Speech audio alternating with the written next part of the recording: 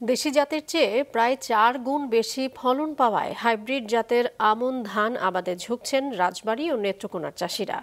আবহাওয়া অনুকূলে থাকায় জমি প্রস্তুত ও চারা রোপণে ব্যস্ত তারা। Desk report. রাজবাড়ী সদর, গোয়ালন্দ, কালুখালী, বালিয়াকান্দি ও পাংশা উপজেলায় লক্ষ্যমাত্রার ৮০% জমিতে আমন ধান রোপণ প্রায় শেষ।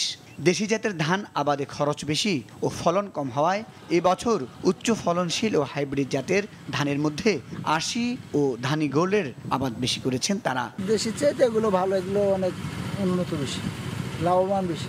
বিঘা প্রতি যে ধানটা হাইব্রিড ধান এবং ৮৭ ধানটা, ওই ধানটা ১৭-১৮ মণ হয়। ওই ধানটায় খরচা ৬ থেকে ৭,০০০ যায়। তাতে আমরা ওটা বিক্রি করলে দেখা গেল ১৮-২০ হাজার টাকা বিক্রি হয়। তাতে আমাদের কিছুটা লাভবান আমরা হই। আবাদ খরচ কম হয়, তারপরে সার ওষুধ কমও লাগে। আমরা সার ওষুধের দাম বেশি, এই জন্য আমরা খরচ বেশি, এই জন্য আমরা ধান হাইব্রিড ধান লাগাই। কৃষি অধিদপ্তরের তথ্য মতে জেলায় এবছর ৫৩,০০০ হেক্টর জমিতে রোপা আমন ধান আবাদের লক্ষ্যমাত্রা ধরা হয়েছে, তবে তা আরও ছাড়িয়ে যাবে বলে জানায় কর্তৃপক্ষ। আমাদের বর্তমানে উচ্চ ফলনশীল যে জাতগুলো দেওয়া হয়েছে, এই জাতগুলো বেশ ফলনশীল এবং প্রায় বিঘা প্রতি গড়ে ১৭ থেকে ১৮ মণ ফলন আমরা আশা করতেছি। আর বাকি যে জায়গাগুলো আছে আমাদের খুব কম পরিমাণে স্থানীয় জাতের ধান চাষ হয়ে থাকে।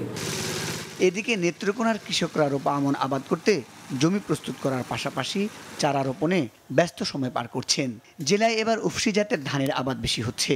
সব মিলিয়ে ১,৩৫,১৪০ হেক্টর জমিতে রোপা আমন আবাদের লক্ষ্যমাত্রা নির্ধারণ করেছে কৃষি বিভাগ। এরই মাঝে কৃষকরা ৬৯,০০০ হেক্টর জমিতে চারা রোপণ শেষ করেছেন। ৪৯, ৩২, ৩৪ এইগুলা ধান আমরা লাগাই নিতেছি। আমরা যে ধান করি এই ধান হইলো আপনার ৩২ আর হইলো ৪৯, খুব ভালো ফলন পাই।